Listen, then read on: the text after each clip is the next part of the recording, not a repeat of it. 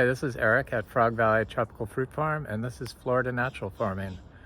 I'm gonna go around and look at some fruit that's set on various trees. Mangoes, which I'm standing in front of, a sweet tart tree, some Kwai Muk. I'm gonna look at the cashew tree to see if it's setting fruit. I'm going to look at some garcinias because we have about 8 different species that have fruit on them right now. And just talk about various things I observe on the farm. We got some rain last night and everything started looking good, but look at all the fruit set on this sweet tart tree. This tree started flowering in the beginning of November, and this is its 4th bloom. And it just was so cold here and wet during the winter that none of the flowers set, so it just kept blooming and blooming, and finally we have fruit set. I was getting a little concerned, not too concerned because we've always had good fruit production here from our trees, but I was a little concerned when after the 3rd bloom they still were not setting fruit. Because I thought, oh my God, are we gonna get fruit set on our mangoes? And we dry farm everything here, so we take our chances and kind of don't do what other people do. So this is a Venus mango. Venus is one of my favorite mangoes, and this tree is covered in fruit. And it's got powdery mildew. All of our trees up here have had powdery mildew this year. But it does not affect our fruit set. We focus on the biological, so the plant fungal pathogens are remediated by the plant beneficial fungi. And I'm standing in front of a sugarloaf tree, and this sugarloaf tree has done something interesting that I didn't even know would happen on mangoes. It looks like there's a lot of fruit set on it, on the tips, but then if you go down the branch, it's blooming directly off the branch further down, all the way down the branch and all the way down to the trunk, and even on the trunk there are blooms. And it's not a branch coming out of the trunk, it is a flower that comes right out of the trunk of the plant right there. That's not a stem, that's just a flower. So I just find that fascinating. So I like to share my experience. I'm not that knowledgeable on tropical fruit trees. I've only been doing it for 13 years, and I've always grown. So I've been growing plants for my entire life since I was a small child. I used to plant the seeds for our vegetable garden, and I knew to use cow manure since an early age to grow food.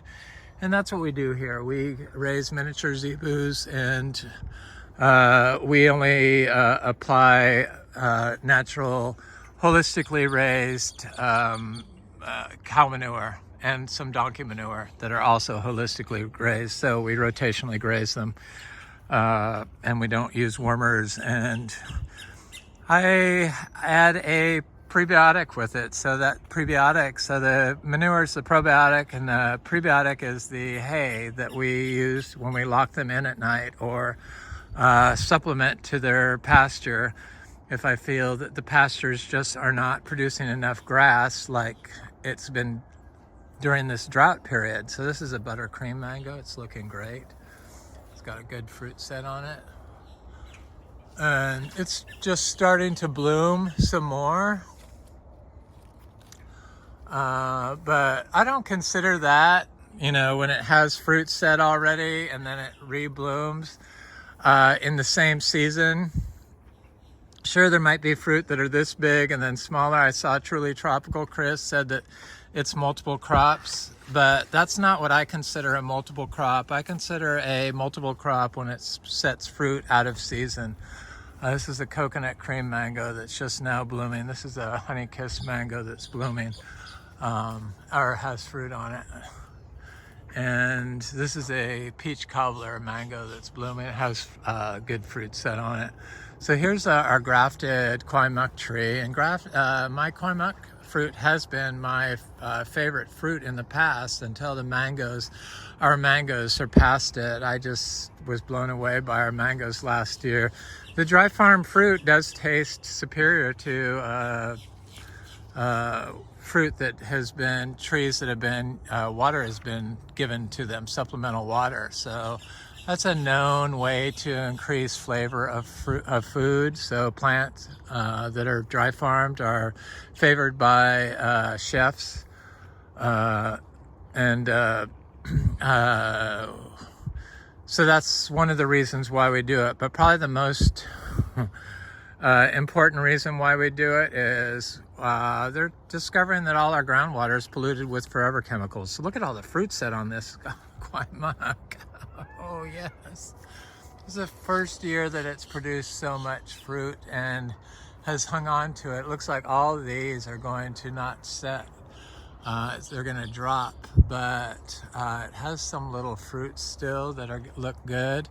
There's plenty of fruit on here that looks like it's going to hold, like this fruit and this fruit. And so far so good on the Kwai Muk. Hopefully it will keep its fruit and all the way till ripening. The tree is kind of big. This is a grafted tree I bought from Excalibur. I need to get that pepper tree, or that oak tree and that pepper tree away from it. So here's a fruit punch tree that I said was probably the worst case of powdery mildew I've seen on any of our trees. And as you can see, it has held its fruit. No problem. Still got some powdery mildew, but not very bad. There's a lot of fruit on this tree. Here's a Venus mango. This is a pineapple pleasure mango. This is the back side of that Venus mango. It's got a lot of fruit on it. This is another sugarloaf mango. This sugarloaf also has the blooms directly out of its stems. Seems to be something with the sugarloaf that it does that. Find it very interesting. But the fruit set looks pretty good. There's that sweet tart tree.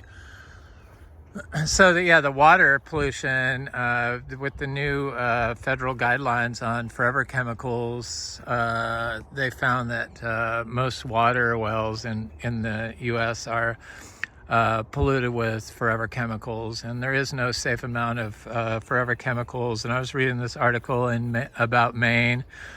It's the first state that banned forever chemicals. Only 4 of them, even though there's thousands of them, but they haven't tested all of them. So they just test for like 4 known carcinogens and then ban them. So they still use all the other ones, but all the water and almost all the water in Maine, private wells, is all polluted with forever chemicals. Not all of it, but a large portion of it. And people that have fruit trees, and I was reading this peach orchard, and they've waited 20 years to get a mature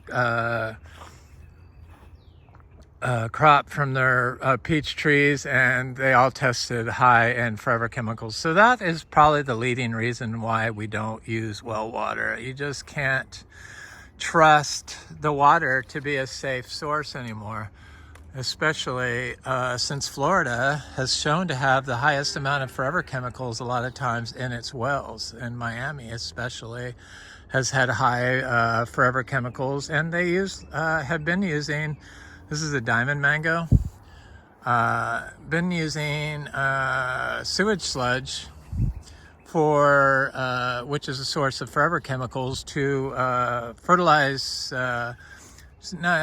reclaim water, which is a source of forever chemicals, to irrigate citrus crops and groves in Florida, and golf courses and public parks So it's probably, and we do have supposedly the highest, most polluted well or lakes in the U.S. So if our lakes are polluted, our groundwater has to be polluted. That's just how I think. It has to be. There's just no other way around it.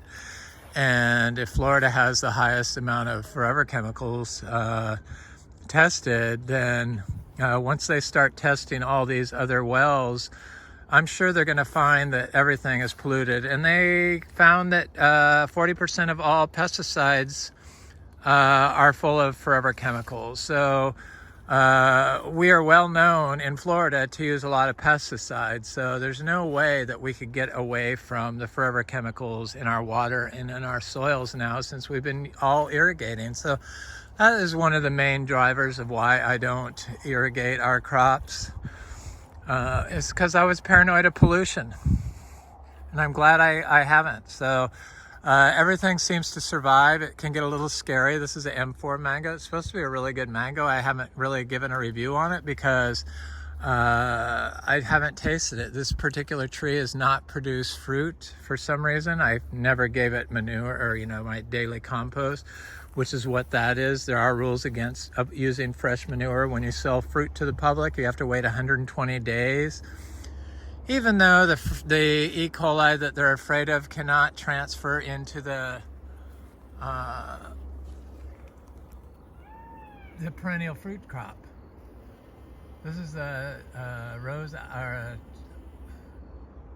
wax jambu that's flowering, and it's got a lot of bees on it, and these produce a lot of fruit even during drought, but I see it waited to open up the flowers until after we got rain.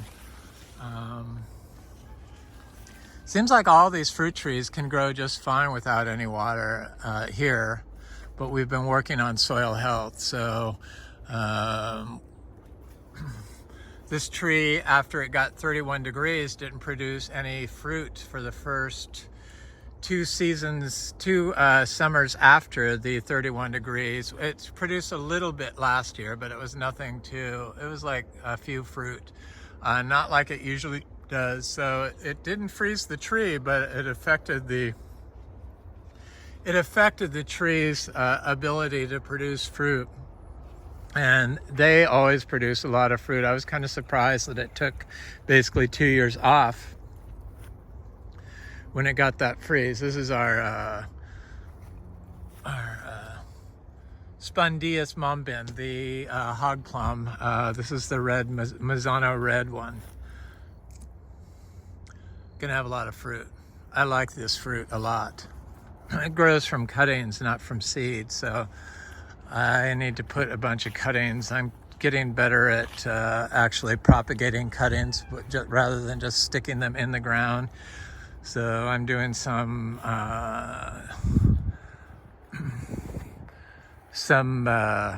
mulberries right now. Here's that, this is that Garcinia livingstonii tree. Been getting a lot of interest in people wanting to buy our Garcinia seeds. We really need a website, but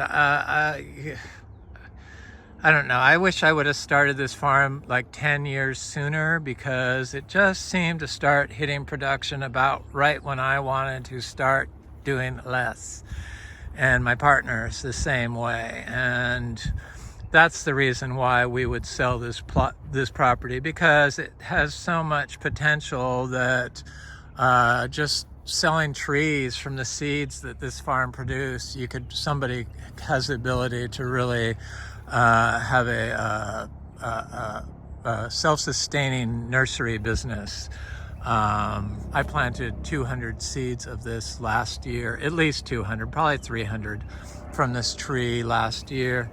And it's just loaded in fruit, and it produced 2 crops for us last year, which is the first I ever heard that Garcinia livingstonii could produce more than 1 large crop per year. So they do produce more than 1 crop per year. If it flowers during the hot months, it will not set fruit. But as soon as the temperature cools in the fall or late summer, the fruit will set, and that's how we got 2 crops last year. And I give this 2 piles every time it fruits. Just because this tree made $2,400 worth of fruit, I'm fairly certain I can lower the price of the fruit because we have 3 fruiting female monoecious trees. All the female trees are monoecious of this. So they don't need to be fertilized, and I'm positive that, I could be wrong, but I'm fairly certain that the female unpollinated fruit is going to produce a monoecious female seed. So a female plant, but I don't know for sure, so there's no I'm fairly certain, but I could be wrong. I'm still learning, so I'd just like to share what I observe and what I feel, and because I do a lot of reading, and I'm interested in the Garcinias, so I've been observing them for a while, and that's why we started this farm, was to be a Chachiro farm. So we are getting upwards of 9 different species to fruit. We grow, look at this lychee fruit. This lychee tree got damaged from the drought, and it's dropped its fruit. This is from drought. This happened last year to this tree. Okay, so none of these lychees are holding fruit. The lychees on the other side of the pond, where I gave lots of extra compost to, still have all their fruit on and never show any drought stress. So I need to really pump the compost to these trees before next year. They're twice as big over there, and they have lots of fruit on them still. But I remember these trees did this last year during the drought, or the 2 years ago when it was a severe drought. It's not going to kill the tree, but it hindered the crop production, and it just gets the older leaves. But I remember that happened on these few trees here, just this row right here. So I need to give them more compost. Jackfruit seems unperturbed by the drought, and continues to bloom and set fruit and flower. This is a seedling tree. I see a little fruits up there. They do drop their older leaves during times of drought, but it's nothing to worry about. The cashew doesn't seem to mind at all. And I know a lot of places say that you need drought for less water for the tree, the cashew, to set fruit. But I found that this dry farm cashew, will not set fruit if it's drought. And as soon as it rains, it starts setting fruit. And so I don't see any fruit set, even though this thing has been blooming for a while. But maybe now that it got some rain, it might set fruit. But normally, if it had been raining, this tree would have fruit all over it, but it's going to have fruit all over it. This tree produces a lot of fruit, but the opposite of what they say, this tree wants water in order to set fruit. Since we grow naturally, that's the rainwater we rely on. And I'm glad, like I said, we did that, because as we're finding out now, all of our groundwater, well water, is probably polluted with forever chemicals. I drink well water, but I filter it with a carbon filter and a reverse osmosis system on it, and a membrane type filter. It's a triple filter system. And then I filter it through the whole house system before I do that. So here's one of the lychees. It's dropped its fruit. This lychee tree that's in a little bit more shade has held its fruit. I think it does make a difference having lots of trees around. Not a lot of fruit, but I needed to give it extra manure. I'm positive that's because the trees that got the extra inputs of our daily compost are twice the size of these trees, and they all have fruit. So most of the fruit dropped off of this. I'm sure in time, I'm not too worried about it, because the birds always get our lychee trees. So it's like I just write the lychees off until they get a certain size. I just don't think we're gonna get any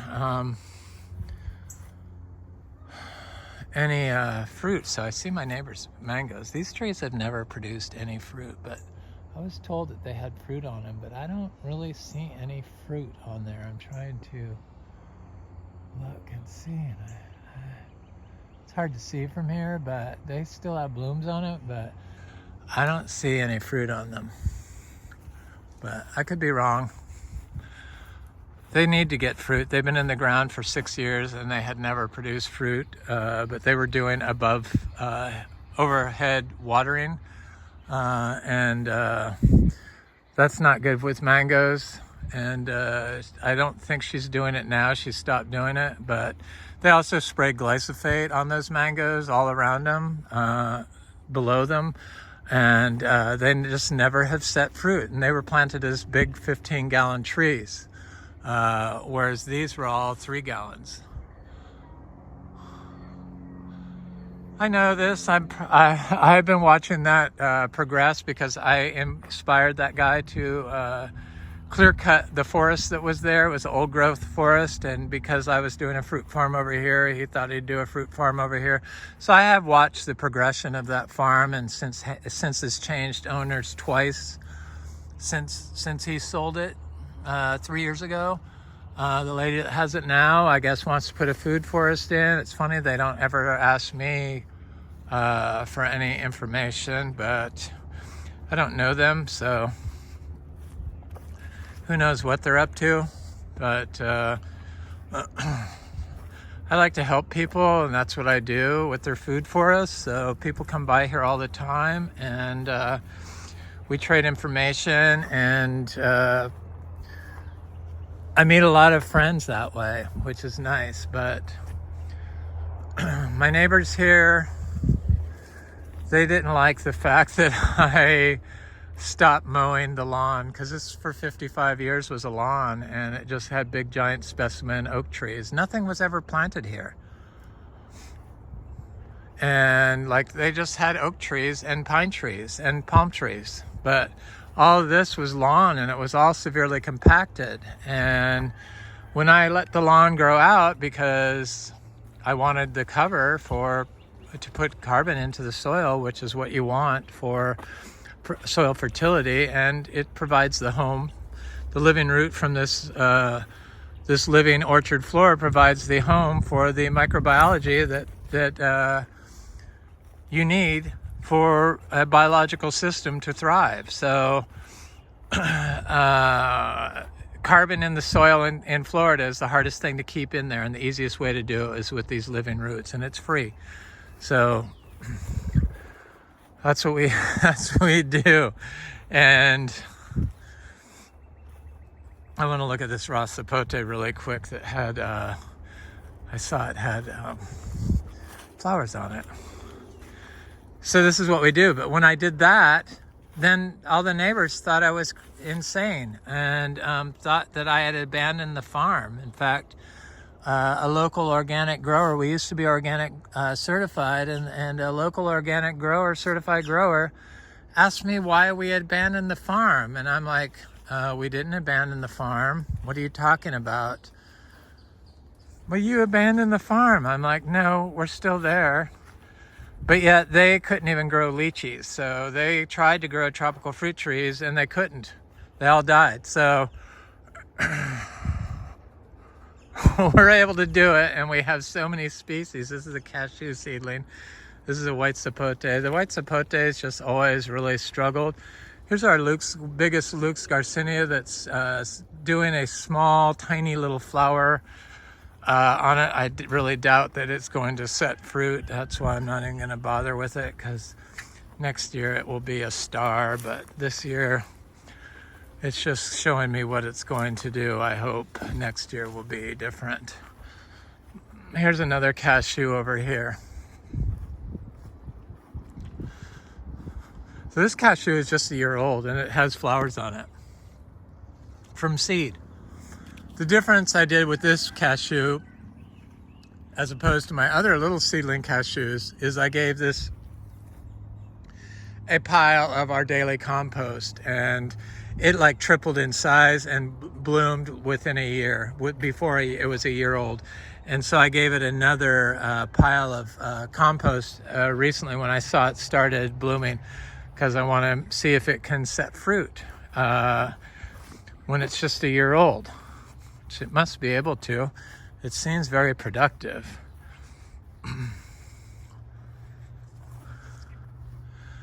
The star fruit are like pretty much done for the moment. They seem unaffected by the drought.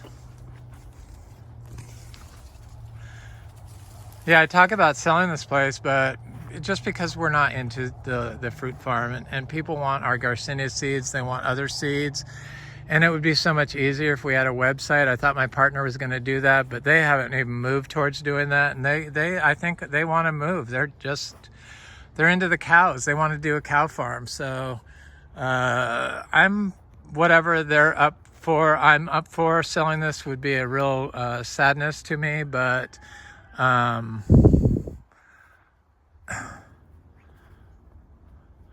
we're open to it. The right person. There's an achachiro tree. We have about 500 achachiros. Might as well look at that while I'm at it. Here's a little seedling Kwai Muk. I have lots of encephalitos in here that are doing quite well. So here's a seed-grown Kwai Muk tree. Somebody recently pointed out, it was, I forget who was it. I have a nursery up north. I tried to get him to do a link to it, but I never got one. But Domesday. Anyway, they pointed out that there's a fruit similar to this called the Artocarpus dada. This is the Artocarpus parvus, right? Used to be Artocarpus hypergyrus. But the Artocarpus parvus has a big fruit that looks like the Kwai Muk. It's like big, and the inside looks similar. But it's a sour fruit, and this is not the case with the Kwai Muk. It's like a sweet tart, but it can go very sweet the riper it gets. And this seedling tree has produced fruit in the past. One solitary fruit 3 summers ago. So this will be the third summer since then, and it's finally setting fruit. Not a huge crop. It's not a grafted tree, it's a seedling tree. I'm sure eventually this tree will produce just as well as the other one.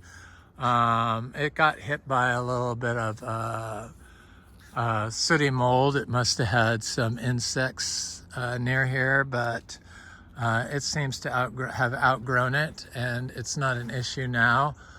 But it's trying to set fruit again, and it's a good looking tree. I love it. I love the Kwai Muk. It's one of my favorites. This is a big Inga Fuilii, and it's got flowers on it that have been trying to open, but I think it's been waiting for the rain to come. So I had this person, Salo, from the Canary Islands, want Garcinia seeds from us, and one of the seeds he wanted was the Garcinia macrophylla. This is a big Garcinia, or big for us, Garcinia macrophylla tree. It grows right in the center of this heliconia, totally unaffected by the drought, and got huge leaves.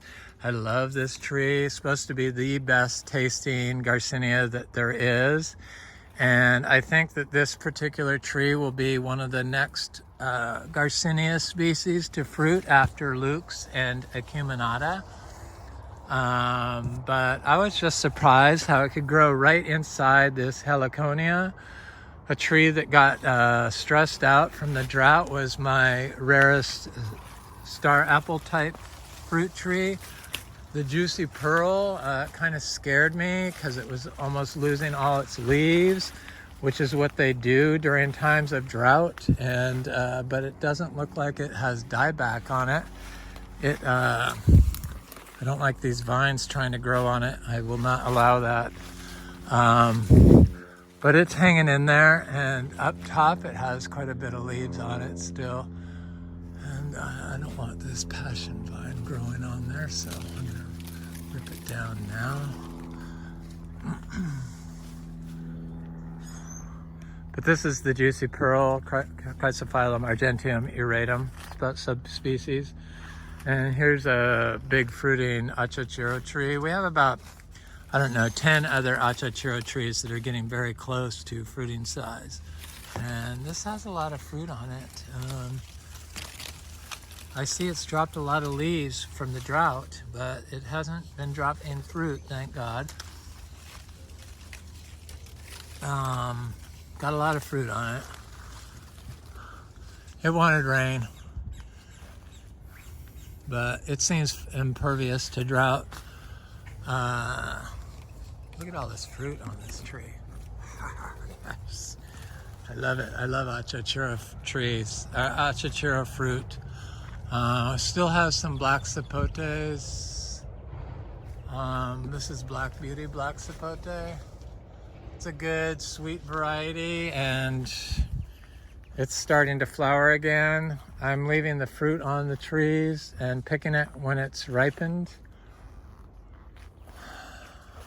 There's a Oscar's giant purple star apple, Chrysophyllum comito. This is a Inga spectabilis. It's got flowers on it that hopefully will open now that we got some rain. I do collect rare aeroids, so this is Philodendron Jose Bueno. This is probably our rarest star apple, the DPI Gold.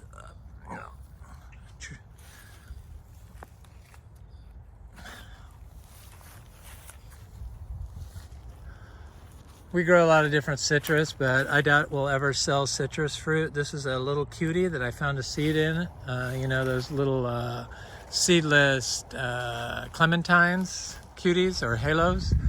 And this is I think the blood orange that I did a cutting of in pure zebu manure that's doing good. It's either that or the other tree over there. I'm not sure which one it is. I need to feel the stem to make sure, and I could tell which one it is. This is another Chrysophyllum comito. The mushrooms pop up.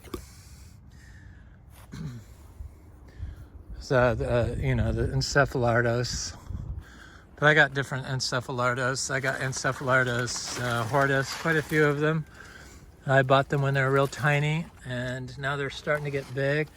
Here's a Cupia polyandra, the Alasapo tree.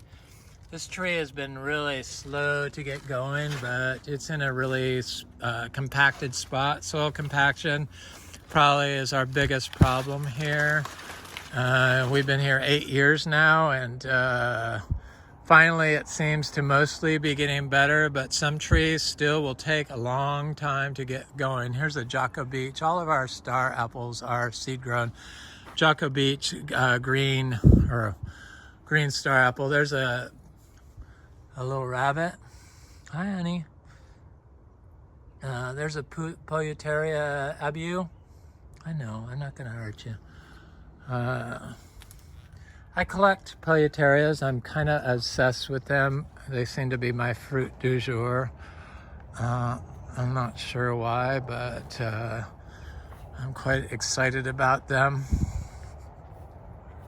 I just ordered a new tree from Bellamy Trees. I like their little seedling trees. So the Polyteria macrophylla gigantea.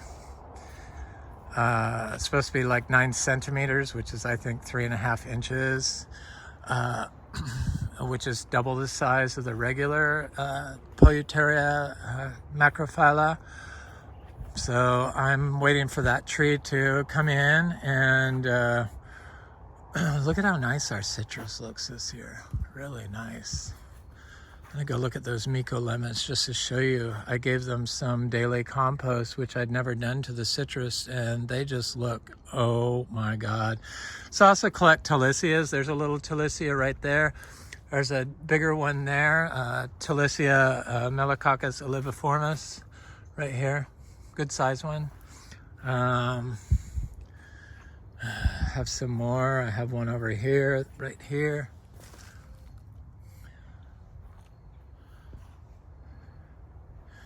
And then my cacao that I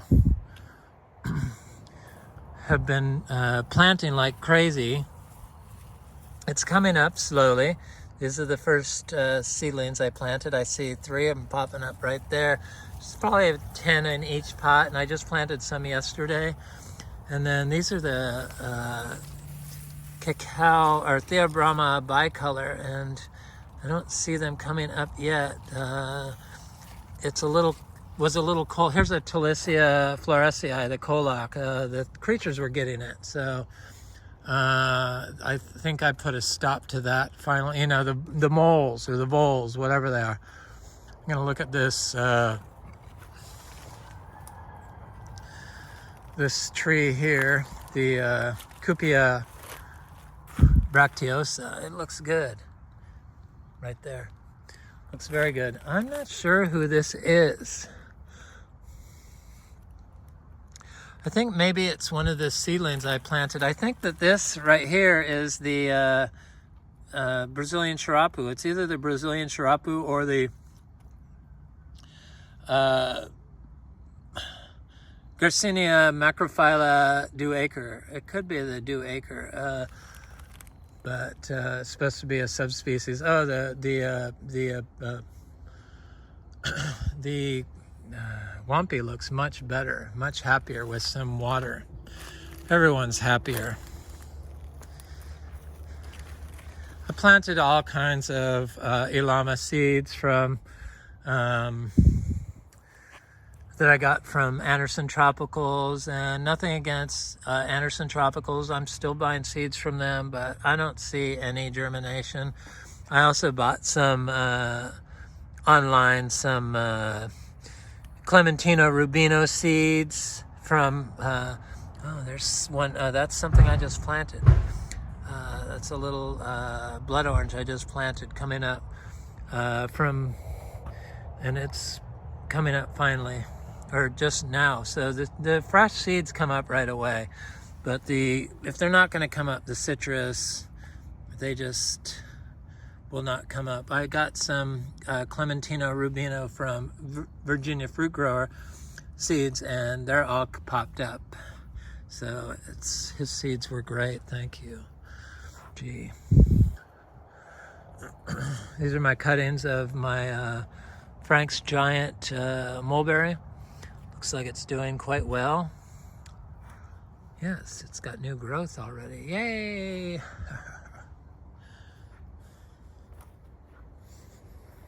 Durians are doing good. The Wampy's doing good. The Cacao's doing good. I've been eating fresh cacao fruit every morning. I love it. Makes me feel good. The fruit on this tree has been ripening, and I've been